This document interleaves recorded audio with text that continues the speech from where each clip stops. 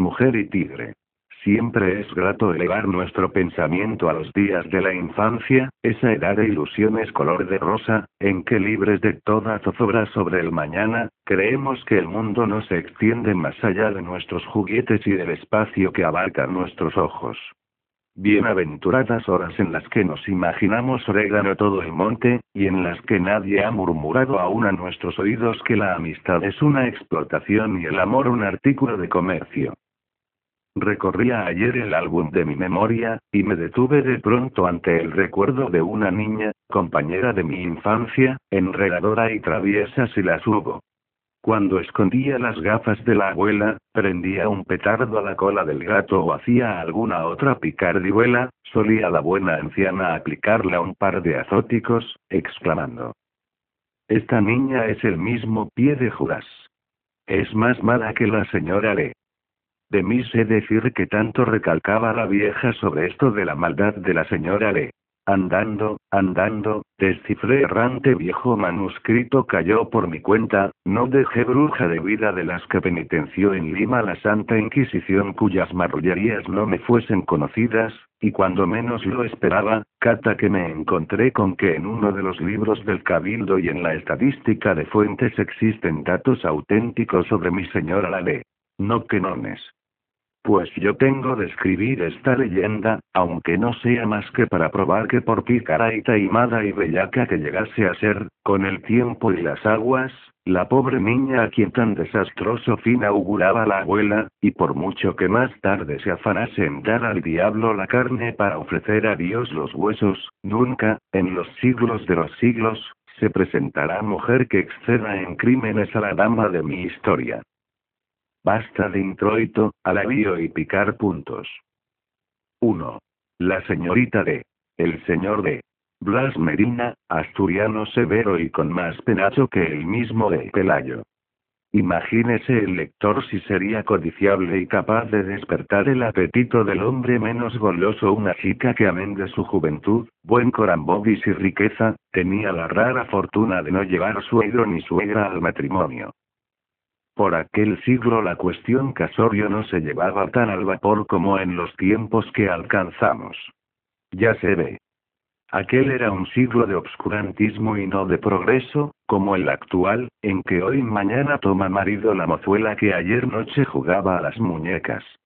No faltan malditos de cocer que afirman que los matrimonios del día no son para la mujer más que un cambio de juguete, y por eso anda ello enredado como costura de beata o conciencia de escribano. Repito, pues, que en 1601 el matrimonio era un punto que calzaba muchos puntos.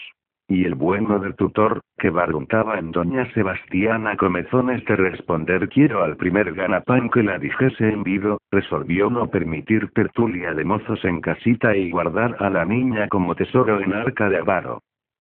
La educación de la mujer de calidad, por entonces, se reducía a leer lo bastante para imponerse de la vida del santo del día, escribir no muy de corrido lo suficiente para hacer el apunte del lavado, y tocar el arpa, con más o menos primor, lo preciso para lucir su habilidad en una misa de aguinaldo.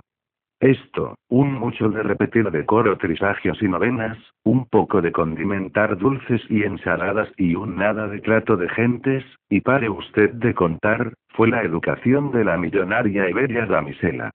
Téngame Dios de su mano y líbreme de culpar de ella al tutor. Culpemos al siglo, que buenos lomos tuvo su merced para soportar esa y todas las cargas que me venga en antojo echarle a cuestas.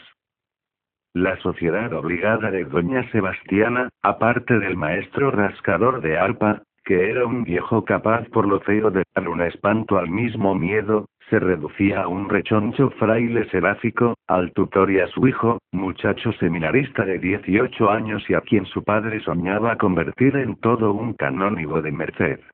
El de Carlitos, en presencia de su padre y comensales, adoptaba un airecito de unción y bobería que lo asimilaba a un ángel de retablo. Pero fíate de bobalicones, lector mío, y aputo el postre si no te dan un día cualquiera sarna que rascar. 6 meses contaba ya doña Sebastiana en poder de su tutor. El mocito abandonaba el claustro del colegio todos los domingos para pasar el día en casa de su señor padre, y a punto de oraciones un negro lo acompañaba hasta entregarlo a los bedeles del seminario. Pero estaba escrito, de Carlos tenía más afición que a los infolios teológicos a estudiar en ese libro misterioso que se llama La Mujer. El jesuita Sánchez, con su churrigueresco tratado de matrimonio, exalta la curiosidad de los muchachos más que la serpiente que tentó a Eva. Quizá alguno de sus capítulos cayó en manos del seminarista, y he aquí cómo un mal librajo llevó a carrera de perdición a un joven, casto como el cándido José, y privó acaso a la iglesia de Lima de una de sus más espléndidas luminarias o lumbreras.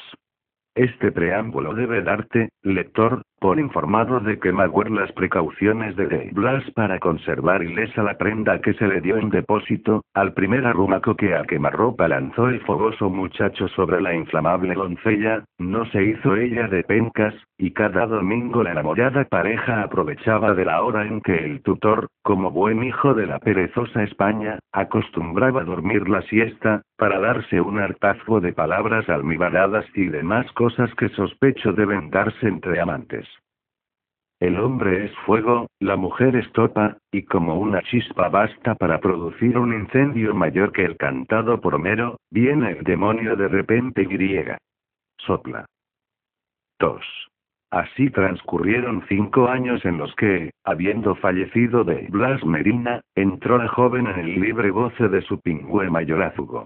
Y don Carlos colgó la sotana del seminarista, convencido de que Dios no lo llamaba camino de la iglesia. De Blas, que en sus mocedades había desempeñado un valioso corregimiento en el Cuzco y acrecido después su fortuna en el comercio, legó a su heredero un caudal nada despreciable.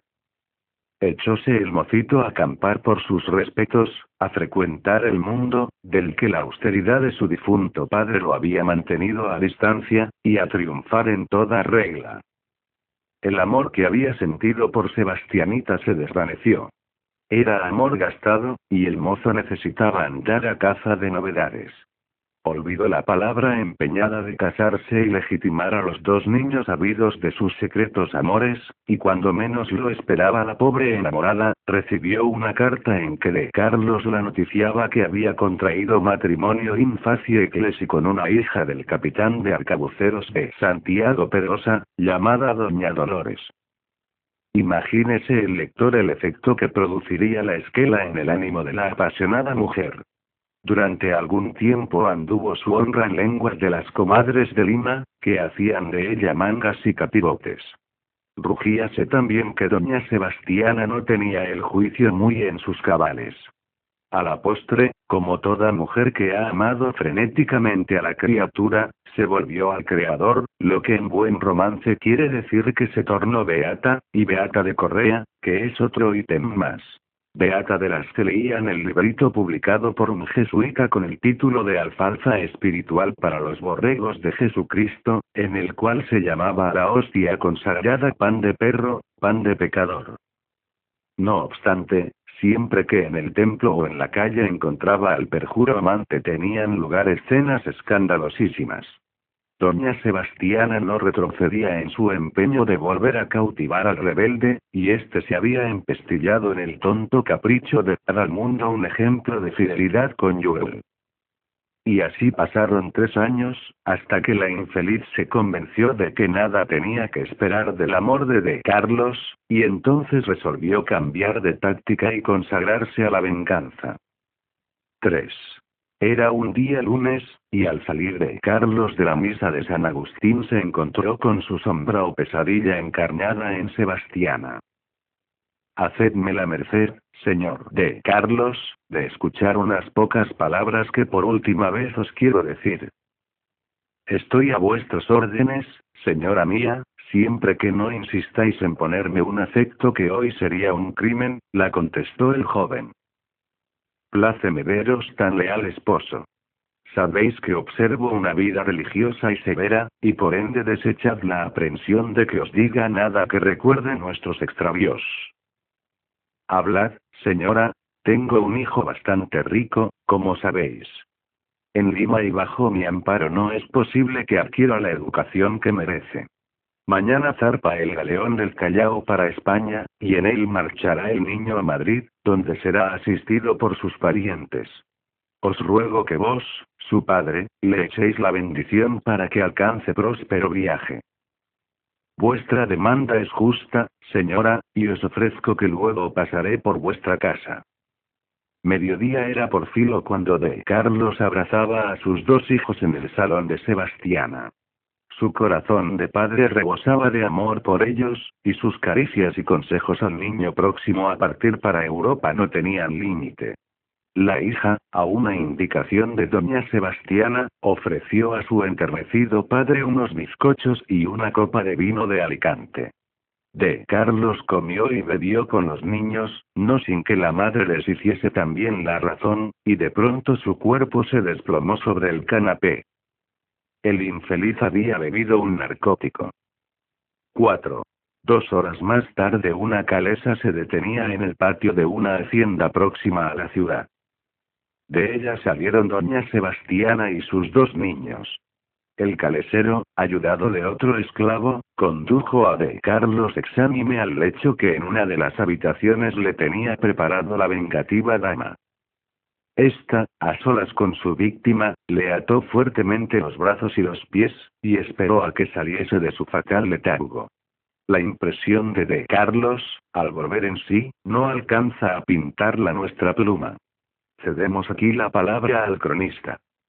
Sebastiana, después de llenarla de Carlos de improperios, le dijo se preparase para morir en satisfacción de sus perfidias. Llamó enseguida a su hijo, y colocándolo a la vista de su padre, le dijo: te quise cuando tu padre fue mi amante. Él me abandonó, burlando mi inocencia, y es esposo de otra mujer, que por él no ha hecho como yo el sacrificio de su honra. Tan vil proceder es el origen del odio que ahora te tengo, en fuerza del que quiero que mueras a presencia de este infame, de quien rechazo conservar prendas que le pertenezcan.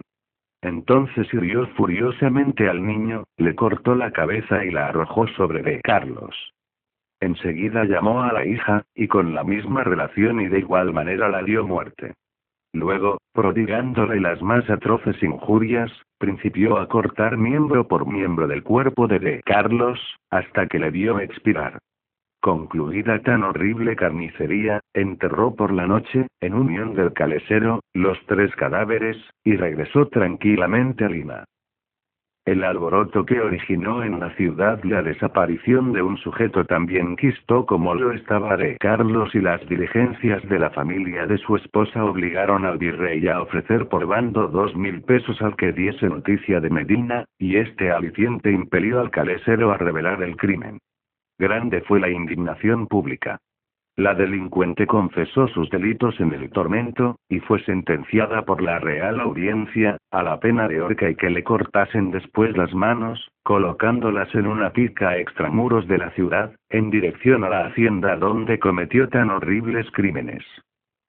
En las 48 horas que permaneció en capilla, no se le notó a tan feroz mujer la menor aflicción. Con gran serenidad decía: después de satisfecha mi venganza, aguardo sin temor la muerte. 5. La señora de 1860.